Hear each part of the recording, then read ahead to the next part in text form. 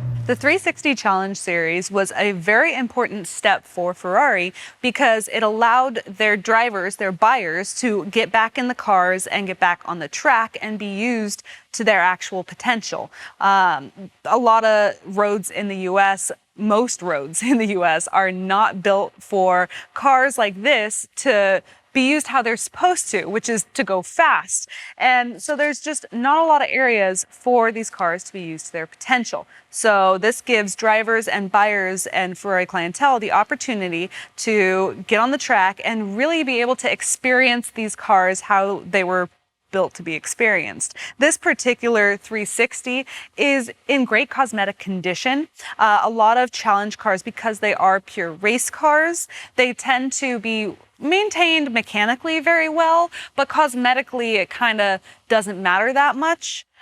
So a lot of times you'll find really bad rock chipping in the front, or really badly pulling or rippling dashes. Sometimes even little minor scuffs along the bumpers from where somebody might have kissed a wall somewhere on a track. But this car is in great condition. The dash is really nice. The body's really nice. No big hits or any kind of major damage to this car ever. And of course, it does have the few little rock chips that you would find in any race car. It's seen track use. But other than the little minor things that are unavoidable on a race car, it's in really good condition. When the 355 Challenge was introduced, they simply upgraded the suspension and a roll cage and not that much else. But the 360 Challenge is a purpose-built race car. They stripped them out. There's none of the sound deadening material, no luxurious leather. It doesn't have an AC system, and they upgraded. They put a integrated fire suppression system, full roll cage. It's a pure race car. It's not street legal at all, and this is just built for the track, which shedded a lot of weight and actually increased the horsepower a little in things like, changing the exhaust system, lightening that up. It has one catalytic converter, so it added a bit of horsepower. All those little things combined make it a pure and very fast, very user-friendly race car, which is great because it's one of those things where you don't need a whole team to go to the track. You just need a spare set of tires and some basic knowledge of the car, and you can go out and have a really fun track day. A couple of the other weight-saving measures they took on these cars, they changed out the door panels. So it's a very light door panel. They took away the window and all window mechanisms. So it's just a very light door that opens and closes very easily. It no longer even has the door handle and that mechanism. It just is the pull bar or pull string cord right here. Another thing they did is the cars originally come with one seat and then a fire extinguisher where the passenger seat would be. Now this car does come with a passenger seat. That is an option. So you can add the passenger seat so you can have a friend come along for a ride so you can just scare them silly on the track, which is a lot of fun to do. Another thing on this particular 360, they upgraded the computer system. So it's an AIM system and it has the AIM system right here along with a Smarty Cam.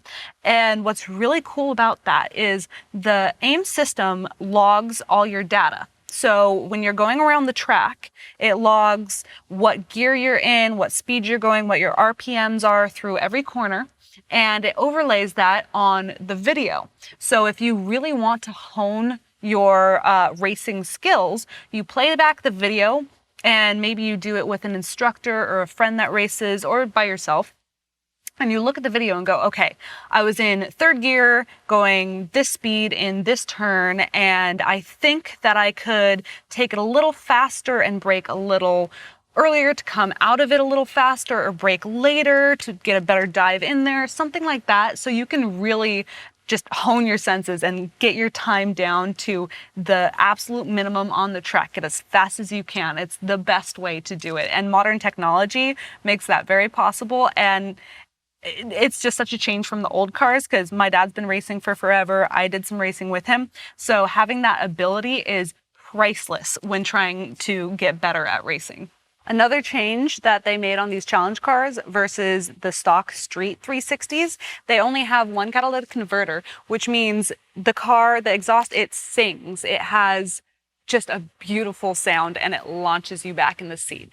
These are very close to the street cars in a lot of ways, but very different in others. So if you want a user-friendly, fairly affordable as far as Ferraris go, good track day car, this is the perfect car. Now, I know I've mentioned in a lot of my videos the numbering systems on Ferraris, and I find them so interesting because they're all a little different. So for the 360, let's go back to the 348. So the 348 is a 3.4 liter 8-cylinder. The 355 was a 3.5 liter 5-valve. So they switched it up a bit. Now the 360s are also 5 valves, but it's a 3.6 liter, and then they put a 0 at the end. And the reason I assume they put a 0, because they couldn't do 365, because there's already so many 365s that mean a very different thing. So the 365 GTB, the Daytona, it means 365 cc's per cylinder times 12 cylinders. Where on this, it doesn't mean that. So I guess they didn't want to confuse people. My assumption is they kind of just went, all right, 3.6 liters, let's throw an O on the end, because why the heck not? Sometimes it doesn't make exact sense why they did things. You just gotta kind of chalk it up to, let's do this. It works. I hope you guys have enjoyed this video. If you did, please like and subscribe and stay tuned because we got a lot more content coming very soon.